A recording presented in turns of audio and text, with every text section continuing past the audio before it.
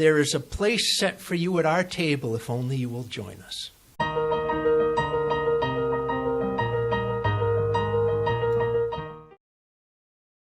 Before I came to Connecticut in 2019, I served our congregation in Hopedale, Massachusetts. If you don't know where that is, it's next door to Hopkinton, where the Boston Marathon starts. You've probably heard of Hopkinton. You've probably not heard of Hopedale. But if you were a Universalist in the 19th century, you would have known Hopedale. It is one of our historic Universalist congregations. In 1842, Universalist minister Aidan Ballou established the Hopedale Community, a utopian, Christian, Universalist, socialist farming community. They embodied what they thought of as Universalist Christian living. They worked for peace and justice. They were abolitionists, and they rejected the sovereignty of human government. By 1852, 10 years later, the community numbered over 200. They owned 500 acres. They had their own school, their own church, post office, bank, and factory. They weren't really great business people. And in 1856, the majority shareholders, the people making the most money in the community, Ebenezer and George Draper, invented a new way to make parts for industrial looms. And they got rich. And then they stopped contributing to the community's common fund. The Hopedale community crumbled, and the town of Hopedale was born. It did not resemble the Hopedale community so much as it resembled the Gilded Age company town.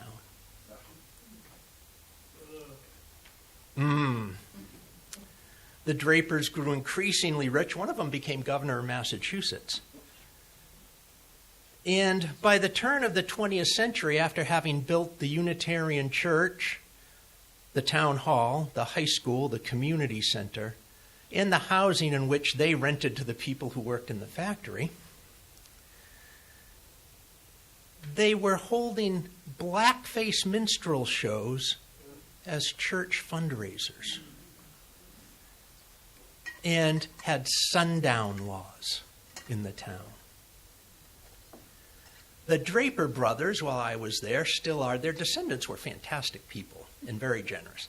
But they are heroes in that town. The town's culture is built around the hagiography, the sainthoodization, not of Aidan Ballou, but of the Drapers.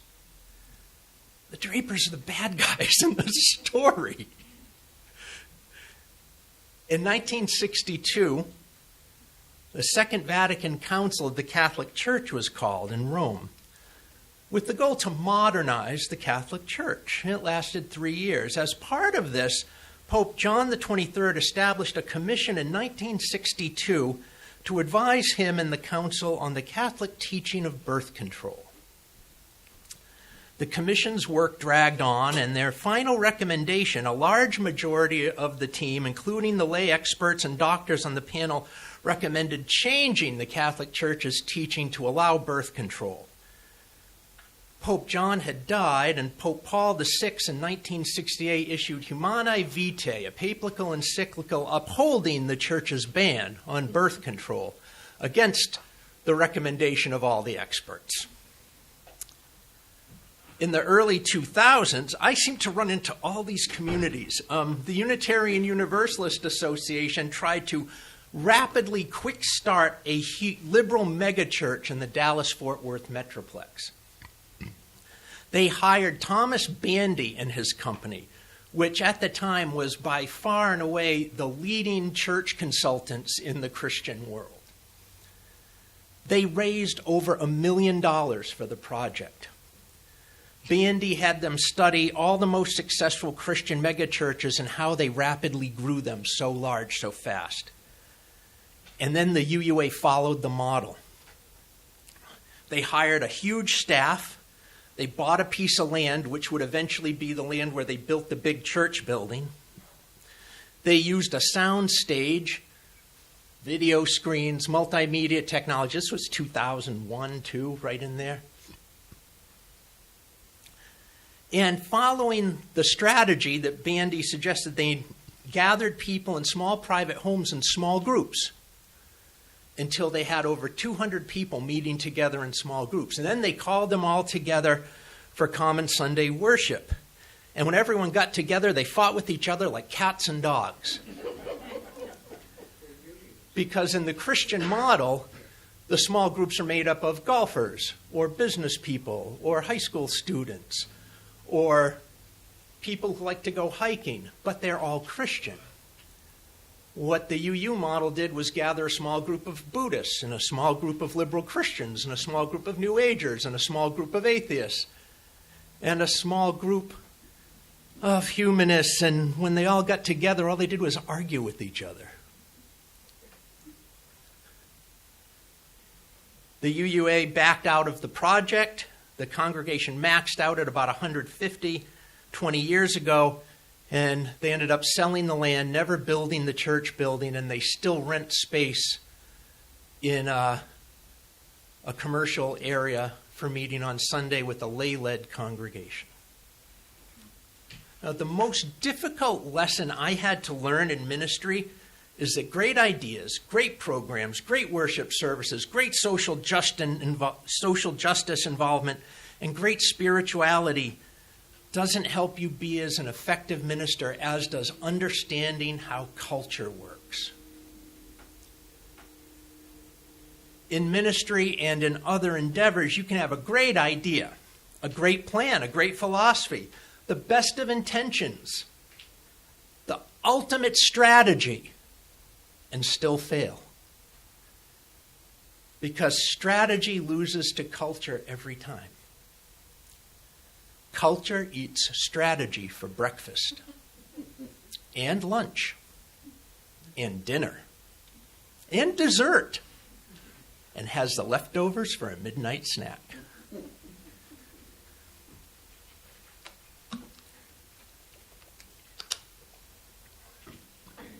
Aidan Ballou had a plan for a Christian Universalist farming community of justice activists and abolitionists and pacifists, but the culture of American 19th century capitalism ate his strategy for breakfast.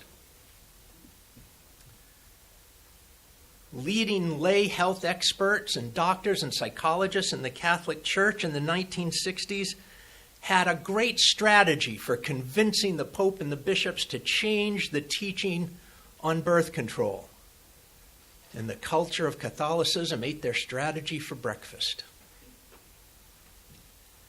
The Unitarian Universalist Association had a strategy for quick-starting a liberal megachurch and hired the best consultants and put in an extreme amount of money. And Unitarian Universalist culture itself ate their strategy for breakfast. Culture is so powerful because so much of it is underneath the surface. If you ever see diagrams of culture when you're studying culture, it's an iceberg. They use an iceberg a lot. So you see the things like, food and then music and fashion styles. And underneath, you miss all the complexities of how people treat each other. Norms of social behavior that you have to learn by experience and modeling, and all the difficulties that come along with being involved in a time and a place and a people. The cultures we're a part of have a hold on us in ways most of us don't realize. And even when we understand how this works, a lot of it is subconscious. We're not aware of it as it's happening. Making a change in any culture, from a small group to a congregation to the Catholic Church, requires a lot of intentional planning and a strategy, not of how to do something better, but of how to change the culture itself. I think the reason politicians turn to divisive culture wars again and again is because culture is the most powerful social and political force there is. It is the easiest way to divide people along lines of culture, things that are ingrained in us, in the ways we think and our behavior so deeply that we tend not to think about changes to them or oppositions to them. We just tend to react. And I think that's why you see things like LGBTQ issues and abortion and climate change denial and the validity of vaccines being all the major political issues that we tend to argue about. They're easy to divide people along lines of culture. It is more difficult to get a person to understand and change their cultural practices than it is to get them to understand rational argument and change their mind about something. Because culture gets embedded in us in ways that we have to really work at changing. How many of you, for example, as we go through this year of dealing with transgender inclusion in our congregation, still have trouble using someone's pronouns? I'm trying to teach you about it, and I still have trouble doing it. Not that it's right, it's the way I grew up. It's embedded in my head in ways that, like, I got to remember to consciously think about. I have to really work at it. Culture change requires that you pay attention and do a lot of intentional work.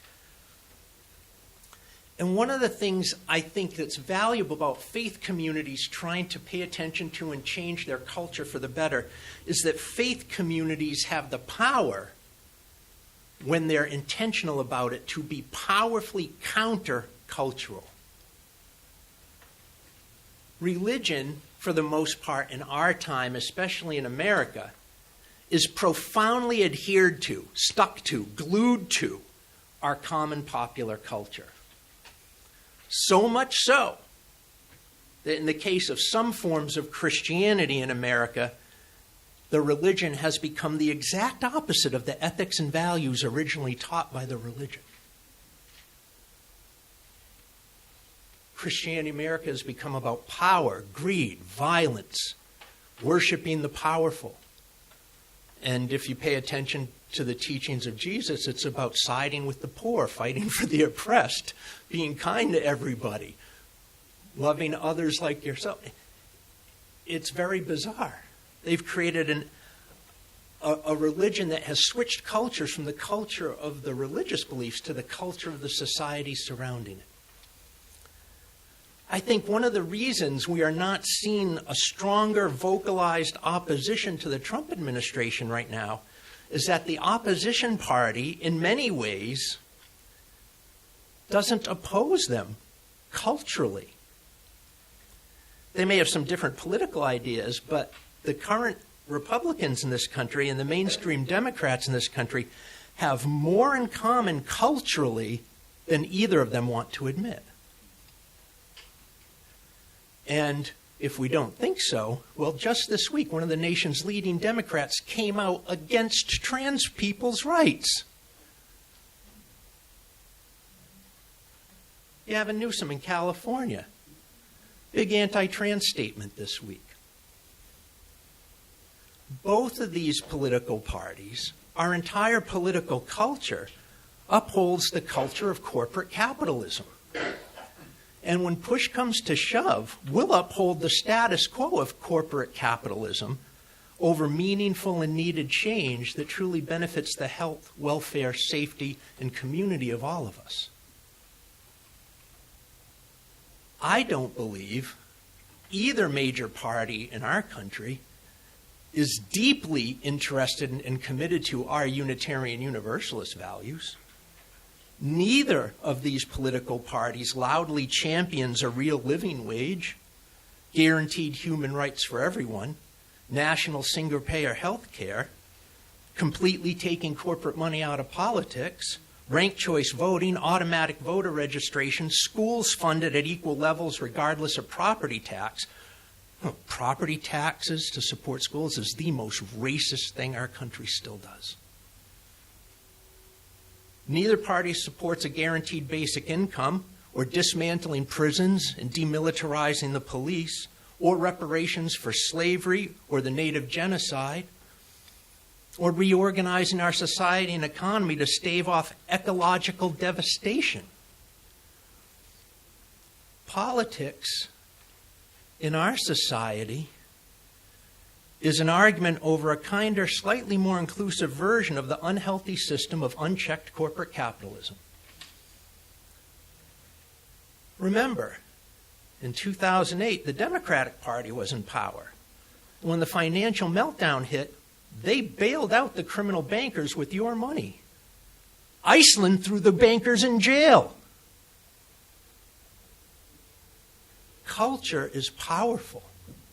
The culture of corporate capitalism is intensely dominant. And I think we face our current political and social crisis in our country because the hold of culture is incredibly all-encompassing.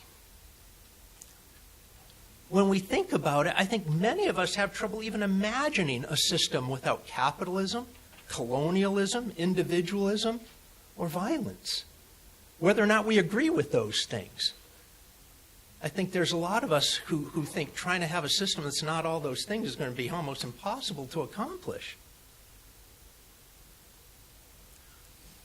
Over the last 75 years, American culture has been confronted with substantial change after substantial change, all of which upended the entire history of this country and its cultural antecedents up to those points. Navigating all those changes are complex. And people react against them. Not because people are afraid of the change, but they're afraid of what they lose in the change. White people weren't so entrenched against civil rights because of the idea, but because they'd lose their power as white people. Right now, a bunch of white people are terrified of trans people, and a bunch of straight people are terrified of trans people for no real legitimate reason. I think all major political revolutions are revolutions of culture, of how we change the values behind what undergirds the politics. You know, the ancient Romans, when they encountered the Jewish people, thought the Jewish people were absolutely certifiably insane. They didn't use that terminology then. But they thought they were really nuts. They didn't work one day a week. Because in Roman culture, the way you became great was to achieve many deeds and do great things so they remembered you when you were dead. If you didn't do anything one day a week, that's one day less a week to do all those things that they value. They just didn't get it at all. The Romans thought that the early Jesus follower culture was absolutely insane. They included women and slaves as equal members of their community. They thought they were absolutely nuts. And the only way they were able to beat them is to co-opt their religion and make it their own official religion and then tell the slaves and women to be quiet again. Fascinating. Our government in this country, along with private corporations, literally waged war and killed people who started labor unions. You know, against all of this, in culture's powerful hold, we, however, are presented right now with an opportunity to model a new culture. We can replace the culture we've inherited of capitalist, corporate exploitation, inequality, individualism, and violence with a culture of cooperation, collaboration, mutual care, inclusion, and peace. And this is not a utopian fantasy. Word utopia comes from Greek topos, which is place, and eu is the negative prefix. Utopia means no place. It doesn't really exist. And no place is ever going to be perfect. No system is ever going to be perfect. No culture is perfect, or obviously better than all the others. But I am convinced we can certainly create something more humane, more compassionate, more loving, more inclusive than what we've inherited. Even in this climate, we can do that. Because the climate we're facing right now isn't a political climate, believe it or not. We had a bunch of activists in here Thursday night, and Reverend John Selders from Hartford, who some of you know, said, this isn't a political matter, this is a moral matter. This is about good and evil, right and wrong, about how we treat other human beings. Someone else in the room Thursday night said, I believe, and this was a lawyer, said, I believe religion's greatest power is that it can put human rights above everything else. It doesn't always, but when it's good, it does. We need to use our language of faith when engaging people who disagree with us and who have a different culture with us. That's wrong. How do you say that what you're doing is right? How is that love? Thursday night I was reminded, and I told Reverend Selders this, of Reverend William Barber's mandate that clergy and religious people have a choice in our time. We can either be chaplains of empire, chaplains of the status quo, or prophets of God. And if God doesn't work for you, prophets of love at the center of everything. We can reject the American empire and its creation of abandoned places and people thrown away as if trash. We do not have to uphold the way it values profits over people's welfare and greed over generosity. We prophetically can proclaim and create something better to replace it. You may not think of yourself as revolutionary, and you may not think of this congregation as revolutionary, but you are,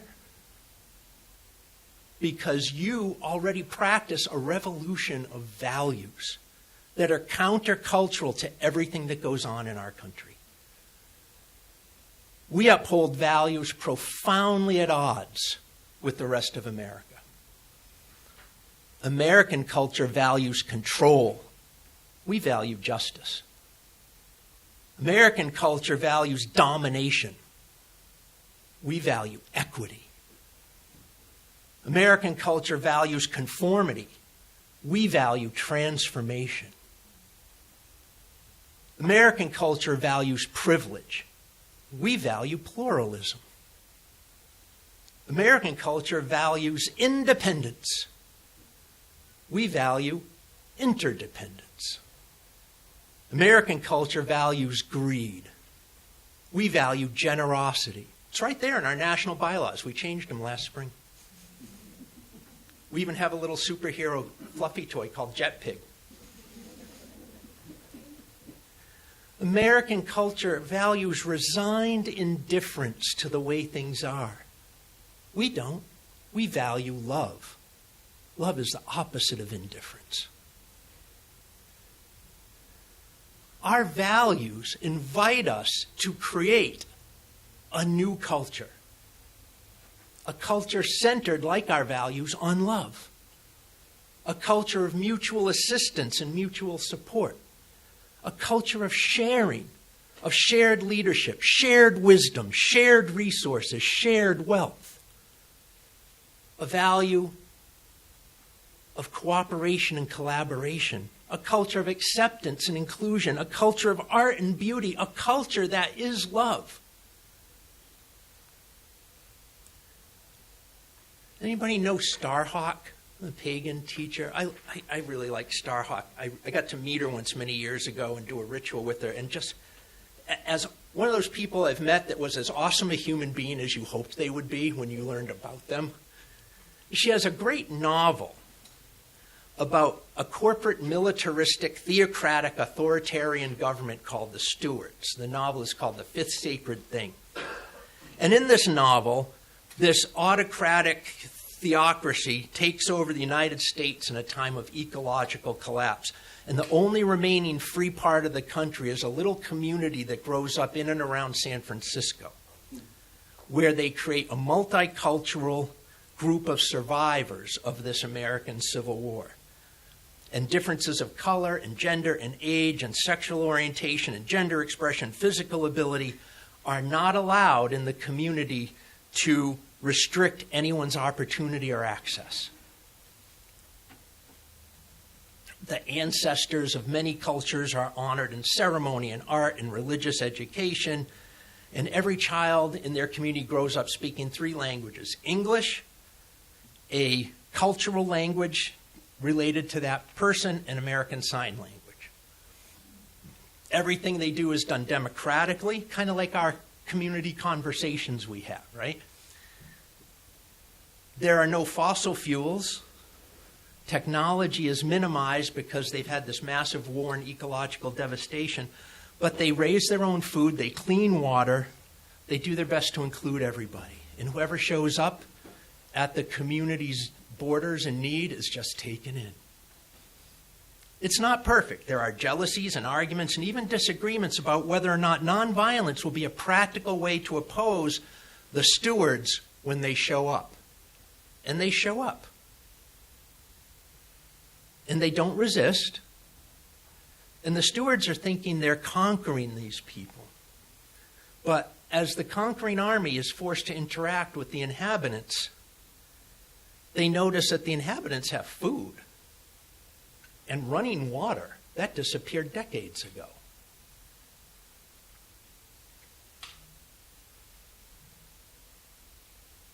And what the community does is they make a plan that whenever they encounter the army that has invaded them, they tell them, "There is a place set for you at our table if only you will join us." And their community was so much obviously better than the lives those soldiers knew. Well, I'll let you read the book.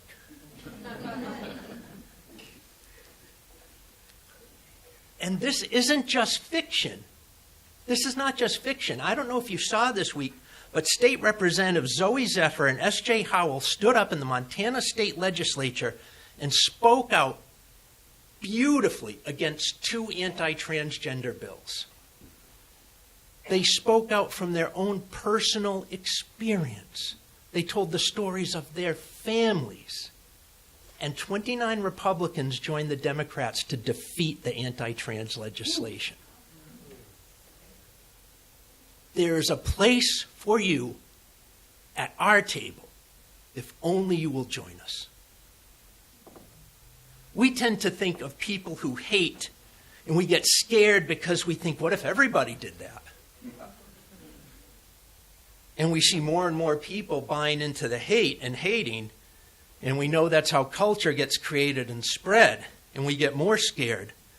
But we forget about the simple power of reminding people of decency and love and other values, and that everyone is just human. You may not think you can speak up.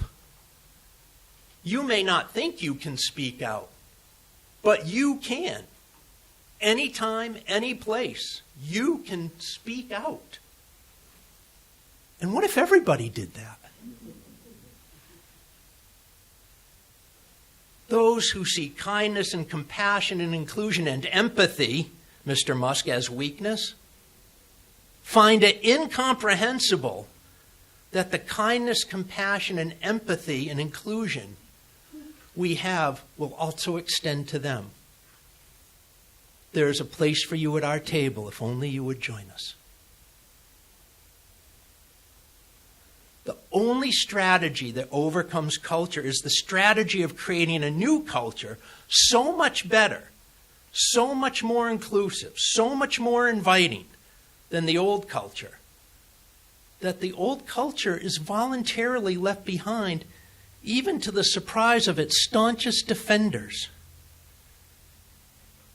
The new culture has to be put into practice first. It becomes a reality on a small scale, say like a congregation of all things. And over time becomes bigger to encompass more and more people who have been invited in. And although it may seem small, our mission, our covenant, our values are a new and better way, a new and better culture.